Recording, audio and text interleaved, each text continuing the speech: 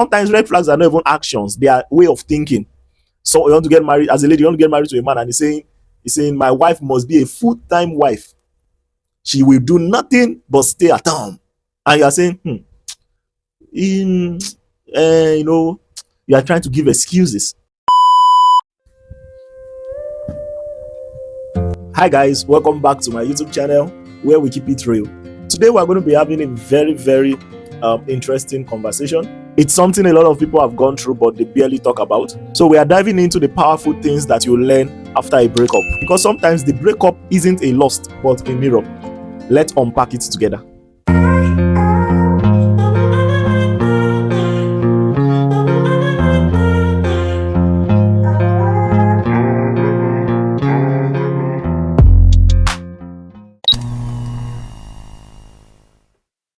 Let's be honest, breakup can be like emotional car crash.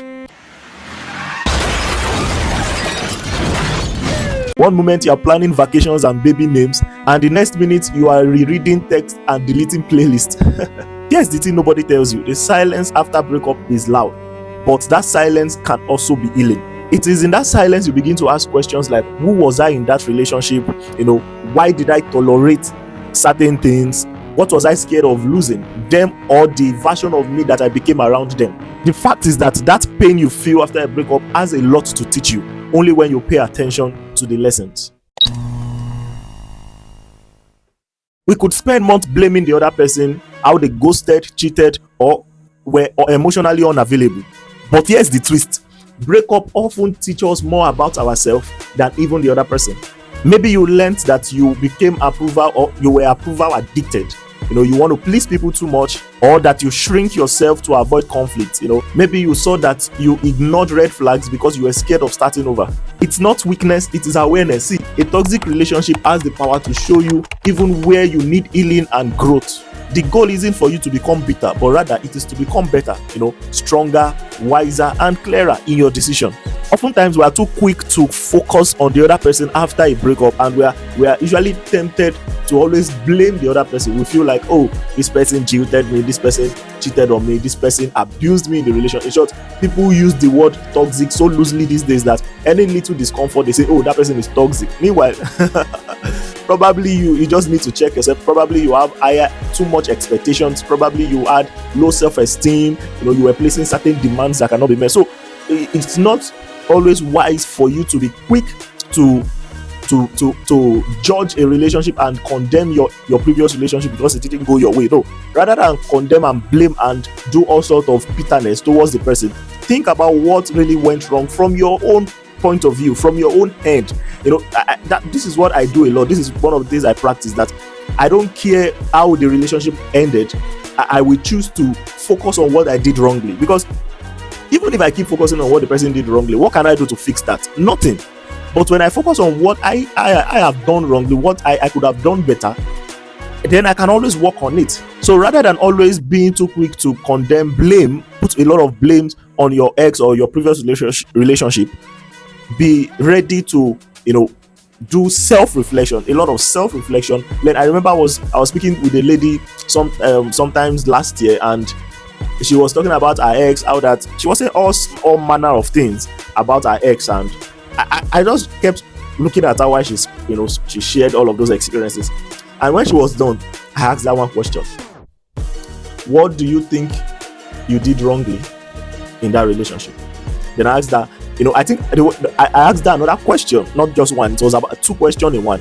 So I went on to that, asked her, I said, do you think your ex also thinks well of you? Do you think your ex was satisfied with you in that relationship? As much as you complain that you didn't make certain satisfaction in your previous relationship, I asked that, do you think your ex also would mark you well if they were to ask him about you? And I think that question was so unexpected, because she was expecting me to say, man, thank God you're out of that relationship. But I just threw the question at her: what did you do? What do you think you did differently, or what do you think you did wrongly that you could have done better? And do you think your ex also would give you a pass if he was to rate you based on your performance? And she was speechless. She couldn't even answer the question. So it shows that most times we are too fixated on what somebody did, or what somebody has done wrong, and we forget that we are also humans. And sometimes I will tell, there was a time I told someone, I said, even a relationship that you call toxic, or let's say even an abusive relationship, it takes a heart that has accepted a level of low self-esteem to be abused constantly in a relationship. So when people finally now leave such a relationship and they come and start blaming the other guy, I'm like, no, it took you to have attracted that kind of person, or for you to have stayed that long. No, it took something wrong in you. You understand what I'm saying? So don't be too quick to judge, but rather be quick to learn and unlearn. Now let's talk about growth. How do you use your breakup lessons to become a better person in your next relationship? 1, know your emotional non-negotiables. This is very, very important, because sometimes previous relationships are pointers to, or a breakup rather, are pointers to things that we have not understood better about ourselves. Sometimes you just meet the person and you have an idea in your head that, okay, this is what this person is, and then you go into a relationship with that person and you discover that you guys are not just clicking.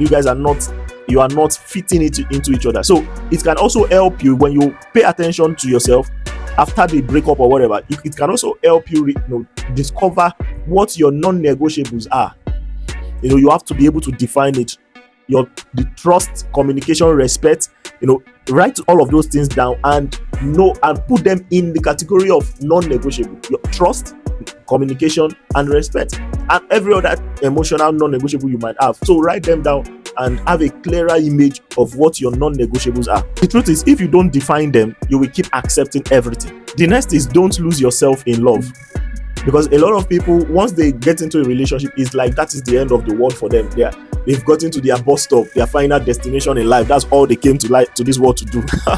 And they begin to lose themselves. They begin to detach from other friends, detach from people. Of course, there should be certain level of boundaries, right? Especially with opposite sex relationship and friendship and relationship and all that. But you shouldn't lose yourself all in the name of love. You must be able to find pleasure, satisfaction in your space, in your singleness. And that's why it's usually very important that after a breakup, give yourself time to heal, time to also embrace yourself before you go for the next relationship, so that you will not carry backlog of you won't carry backlog of trauma, regret into another person's life. So embrace your uniqueness, embrace your singleness before you go into your next relationship. Don't go into that relationship now and you begin to lose yourself because you are putting everything on another person, on your partner, expecting them to meet certain demands that they can never meet. So, but once you have been able to embrace yourself, fall in love with yourself, it will now become a sweeter journey in your next relationship. And the third is, red flags are not decoration. Hello, hear me? Red flags are not decoration. You don't see red flag and pretend that you didn't see it. Someone say love is blind. Love is blind. No, love is not blind. In short, if you are a believer, you know that the Bible says love covereth sin. So for you to be able to cover something, it means you saw it. So love is not blind. So don't collect red flags like souvenir. If somebody shows you, a bit of red flags, believe them early. They are not pretending. They are telling you, this is who I am. Now, I understand that a definition has to be put around this, because a lot of people have very, very, very shallow definition of red flags. So red flags is not every misbehavior you find in a person. For instance, you trigger me to get angry and I got angry, and you are saying, oh, red flag because you got angry. No, I'm a human being. I have feelings. You triggered the anger, I got angry. But the question is, what did I do when I was angry? That is where you know if this is red flag or this is green flag. So the question is not that he got angry. The question is, what did he do or what did she do when she got angry? Was she able to be in charge of her emotions? Was she able to have conversations around it? Was he able to open up and say, okay, I didn't like this, or was he did he suddenly ghost you and chose not to talk to you anymore? Or did he eat you? Was he violent about it? So these are things that you will check and say, okay, is this a red flag? Is this a green flag? So red flag has to be defined. Red flag is not every little misbehavior or whatever. Red flag are basically those innate or attitude, those in-depth mindset and perspective of life Sometimes red flags are not even actions, they are way of thinking. So you want to get married, as a lady, you want to get married to a man, and he's saying my wife must be a full-time wife. She will do nothing but stay at home. And you are saying, you are trying to give excuses. Well, if you have a dream of becoming that kind of a wife, there is no problem. But if you know this is not where you ought to be, that is the time to speak to your leg and say, bro, please, let's move. If you are not ready to change your perspective, let's move. So red flags sometimes also are just perceptions of people, perspective, mindset, the way they speak, the way they view life, cultural beliefs, all those things. You have to check it out. So those are even more in-depth red flags than actions, than just basic actions. So actions too should be checked, but more than actions, check the content of their heart. And how you know the content of their heart is by what they say. Often what they say out of the abundance of a man's heart, he speaks. So you have to know that what he consistently says is who he is, and don't try to change him. You are not Guru the change. Don't try to change him. You can talk it out, don't get me wrong, but when you see something you are not comfortable with, sometimes it doesn't even have to be a shining red flag. It might just be something you're not comfortable with. You see him around a lady every time, you see her around a guy every time, and you are wondering what's going on here. I'm not comfortable with this. She might not be doing anything wrong. There might be no ulterior motive, but because you are not comfortable with it, you talk about it and you guys fix it. You understand? So you don't have to be silent. This is a very big red flag or big damage to most relationships. Silence. People compile emotions. People compile feelings. People compile. They compile. Should I call it? Or pains, groanings, rather than speaking it out. They compile confusion because you are not sure of something, you don't understand something, and they keep it to themselves rather than speaking up because they are scared of many things. They are scared of losing the person. They are scared of engaging in fight. Some people grew up seeing their parents fight, and now that they are in a relationship, they don't want to be like their parents. So they are always scared of raising things in that relationship because they don't want it to become an argument. No, you need to heal. You are still traumatized by your parents' marriage. You need to heal because communication is part of the deal in any relationship. Communication. So always be ready to point out red flags and don't be afraid to speak up when you need to. And when you see that changes are not being made, don't be afraid to leave. All right, guys, breakups don't have to be messy. Yes, you were hurt. Yes, you cried. But yes, you also grew. You can choose to see the beauty in what it taught you. Not everything that ends is a failure. Sometimes it's just a graduation from who you were to who you were supposed to be. So if you've just come out of a relationship or you are still healing from one, this is my reminder for you. You are not broken, you are becoming. So guys, we've come to the end of today's episode, and I believe this helped somebody. And if you have anybody out there that is still maybe trying to grieve and process a particular heartbreak, send this video to them, and I hope YouTube is going to bring this to your timeline as well, so that you can watch this video and also get to heal from whatever hurt you are experiencing. So don't forget to drop a comment, like, share very importantly, and also like that video. Like it now. Don't procrastinate your likeness. Like the video. All right, I will be expecting your comment, and I would love to respond to your comments. Thank you for watching, and until next time, see you soon. Bye.